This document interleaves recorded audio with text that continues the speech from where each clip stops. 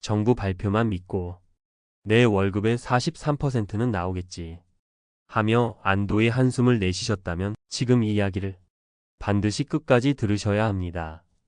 그 43%라는 숫자가 어쩌면 당신의 노후를 가장 위험하게 만드는 달콤한 독약일 수도 있기 때문입니다. 최근 2025년 연금 개혁안이 발표되면서 소득 대체율 43%가 확정되었다는 뉴스 많이들 보셨을 겁니다. 많은 분들이 계산기를 두드려보며 그래도 절반 가까이는 보전받는구나 라고 생각하십니다. 하지만 단도직입적으로 말씀드립니다. 여러분의 통장에 찍힐 실제 금액은 그 뉴스의 숫자와는 완전히 다를 겁니다. 오늘 영상에서는 정부 발표 뒤에 교묘하게 숨겨진 계산법을 낱낱이 파헤치고 30년을 일하고도 빈곤층으로 전락할 위기에 처한 우리 세대의 냉혹한 현실과 그럼에도 불구하고 살아남을 수 있는 구체적인 해법을 이야기해 드리려 합니다. 우선 팩트 체크부터 확실하게 하고 넘어가겠습니다. 언론에서 대서특필하고 있는 소득 대체율 43%의 전제 조건이 무엇인지 아십니까? 바로 가입기간 40년, 즉 480개월을 단 한 달도 빠짐없이 채웠을 때 가능한 최대치라는 점입니다. 하지만 우리네 삶을 한번 돌아보십시오. 20대 후반이나 30대 초반에 취업해서 군대 다녀오고 중간에 이직하면서 공백기 생기고 아이들 키우느라 혹은 자영업하다가 힘들어서 납부를 중단한 기간들 누구에게나 있습니다. 국민연금공단의 실제 통계 자료를 보면 가입자들의 평균 가입 기간은 40년의 절반 수준인 약 20년, 개월수로는 237개월 내외에 불과합니다.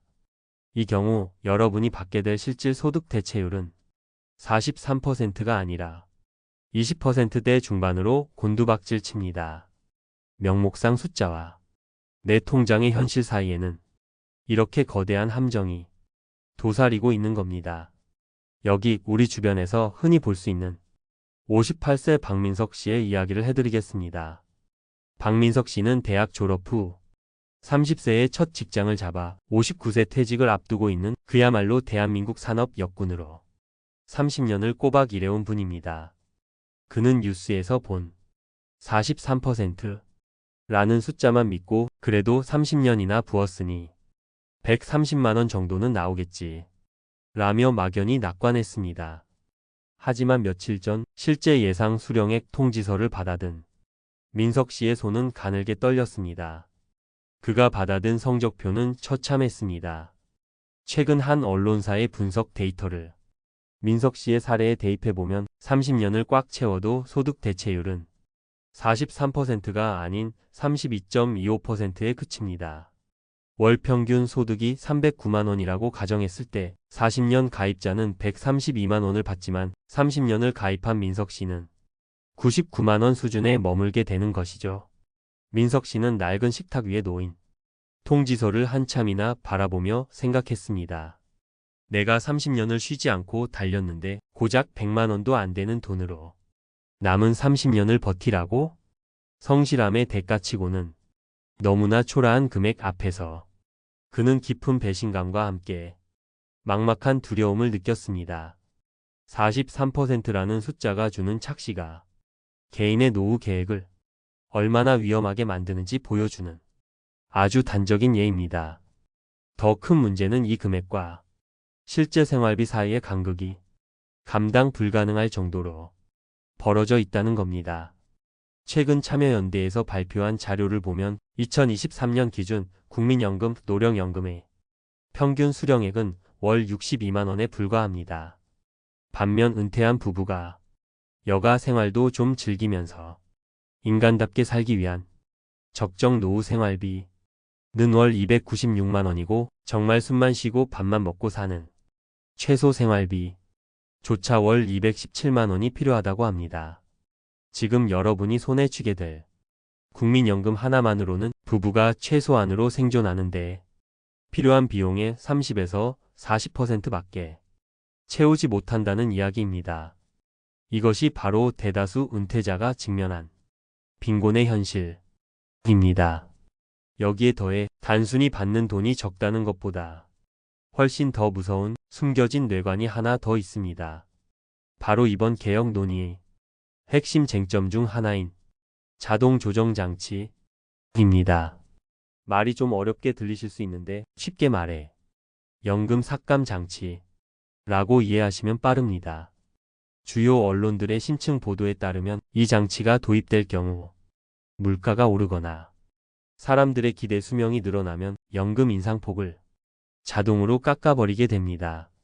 정부는 표면적으로 소득 대체율을 43%로 올린다고 생색을 내지만 뒤로는 이 장치를 통해 실질 가치를 떨어뜨려 결국 주는 척하면서 뺏는 결과를 초래할 수 있다는 전문가들의 경고가 잇따르고 있습니다. 숫자는 그대로일지 몰라도 그 돈으로 살 수 있는 짜장면 그릇 수는 매년 줄어들게 되는 겁니다. 이런 상황에서 세대 간의 갈등은 우리를 더욱 불안하게 만듭니다. 최근 뉴스를 보면 2030 청년 세대는 이번 개혁안을 두고 보험료율은 13%로 올리면서 나중엔 기금 고갈로 못 받는 다단계 사기 아니냐 며 격렬한 분노를 표출하고 있습니다. 이런 자녀 세대의 분노를 바라보는 5060 세대의 마음도 편치 않습니다. 우리가 혜택을 보는 마지막 세대라는 안도감보다는 내 자식들이 나를 부양하느라 등골이 휜다는데 하는 미안함 그리고 기금이 고갈되면 내 연금도 언제든 깎이거나 밀릴 수 있다는 구조적인 공포심을 동시에 떠안고 살아가야 하기 때문입니다. 자, 여기까지 박민석 씨의 사례와 제도에 숨겨진 함정을 살펴봤습니다. 마음이 무겁고 답답하실 겁니다. 하지만 여기서 주저앉을 수는 없습니다. 지금부터가 진짜 중요합니다. 정부가 보장해주지 않는 나머지 빈틈 어떻게든 우리 스스로 채워 넣어야 하지 않겠습니까? 지금부터 43%의 환상을 걷어내고 현실적으로 내 통장을 지킬 수 있는 5가지 구체적인 해법을 제시해 드립니다. 첫 번째 해법은 무슨 수를 써서라도 국민연금 가입 기간을 물리적으로 늘리는 것입니다. 많은 분들이 만 60세가 되어 의무 가입 기간이 끝나면 더 이상 보험료를 낼 수 없다고 생각하시는데 그렇지 않습니다. 이미 계속 가입 제도를 활용하면 65세까지 가입 기간을 늘릴 수 있습니다. 국민연금은 낸 돈보다 가입 기간이 길수록 유리하게 설계되어 있습니다. 또한 과거의 실직이나 사업 실패로 보험료를 내지 못했던 납부 예외 기간이 있다면 지금이라도 추후 납부 추납 제도를 활용해 그 기간을 살려내십시오. 은행 이자 몇 푼보다 추납을 통해 죽은 가입 기간을 되살리는 것이 현재 시점에서 가장 확실하고 안전한 수익률을 보장하는 투자입니다. 두 번째는 연금 수령 시기를 조절하는 마법 바로 연기연금 제도입니다. 만약 여러분이 퇴직 후에도 당장 소득이 있거나 5년 정도 버틸 여유 자금이 있다면 연금 수령을 늦추는 것을 강력하게 추천합니다. 수령 시기를 1년 늦출 때마다 연금액이 7.2%씩 인상됩니다. 최대 5년을 늦추면 무려 36%나 더 받을 수 있습니다. 앞서 말씀드린 박민석 씨가 월 99만 원 받을 연금을 5년만 늦춰서 받는다면 물가 상승분을 제외하고도 단순 계산으로 약 134만 원 수준으로 끌어올릴 수 있습니다. 세상 천지의 1년 확정 수익률 7.2%를 보장해주는 금융상품은 없습니다. 건강에 자신 있고 당장의 생계가 급하지 않다면 이것만큼 확실한 재테크는 없습니다. 세 번째, 퇴직금은 제발 일시금의 유혹을 뿌리치고 연금으로 받으십시오. 퇴직할 때 목돈이 생기면 대출을 갚거나 자녀 결혼 자금으로 보태주고 싶은 유혹이 큽니다.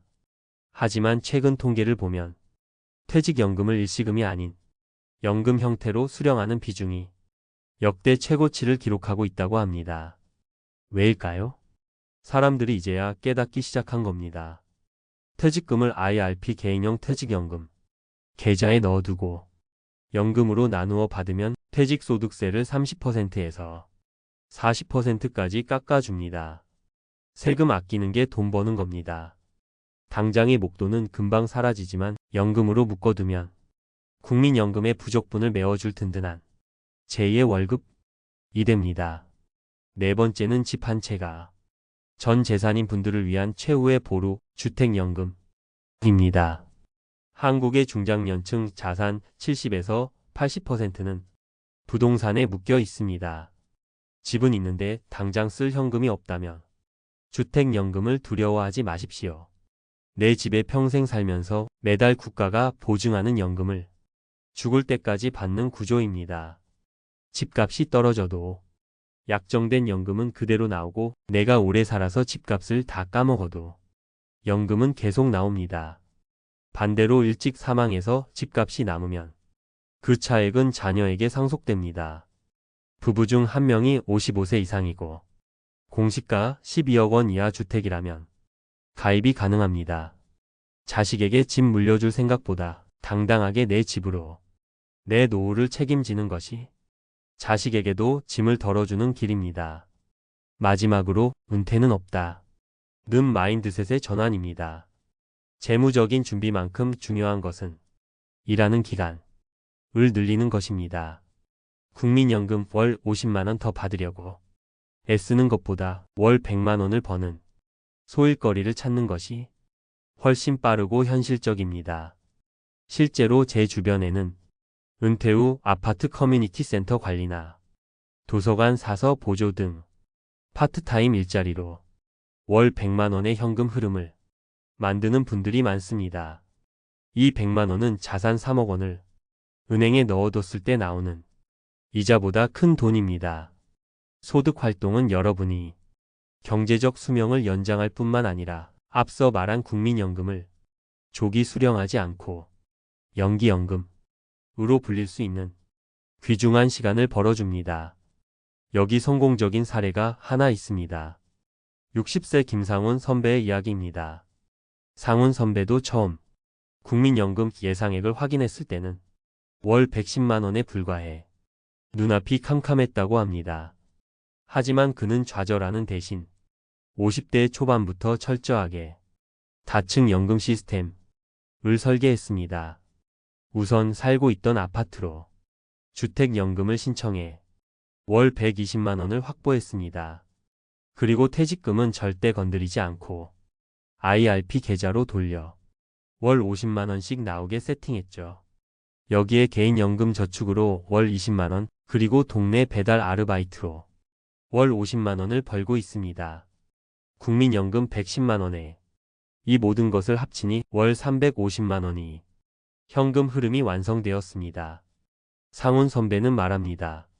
국민연금에만 목매달았으면 나는 빈곤 노인이었을 거다. 하지만 여러 개로 쪼개서 준비하니 비로소 숨통이 트이더라. 이것이 바로 우리가 가야 할 길입니다. 여러분, 정부의 43% 발표는 그저 최상의 시나리오일 뿐입니다. 뉴스에 나오는 숫자에 일희일비하거나 막연한 배신감에 빠져 있을 시간이 우리에겐 없습니다. 오늘 당장 핸드폰을 켜서 내 곁에 국민연금 앱을 설치하고 실제 예상 수령액이 얼마인지 눈으로 확인하십시오. 그리고 그 부족한 금액을 주택연금으로 채울지 퇴직연금으로 메꿀지 아니면 내일부터라도 당장 새로운 일자리를 알아볼지 계산기를 두드려야 합니다. 국민연금은 노후의 유일한 정답이 아니라 비빔밥의 밥처럼 기초 재료일 뿐입니다.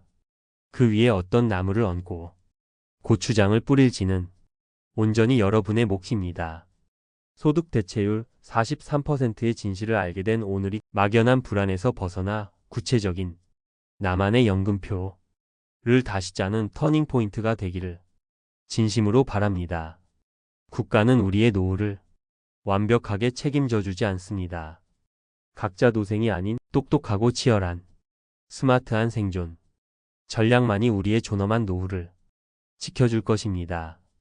오늘 제가 드린 말씀이 여러분의 답답한 속을 조금이라도 뚫어드리고 현실적인 대안을 찾는데 도움이 되셨기를 바랍니다. 혹시 여러분은 국민연금 외에 어떤 노후 준비를 하고 계신가요? 또는 비슷한 고민을 하고 계신 분들이 있다면 댓글로 여러분의 생각과 경험을 나눠주세요. 함께 고민하면 길은 반드시 보입니다. 저는 다음 영상에서 오늘 잠깐 언급했던 주택연금의 장단점과 2025년에 달라지는 제도에 대해 더 깊고 자세하게 파헤쳐 돌아오겠습니다. 시청해 주셔서 감사합니다.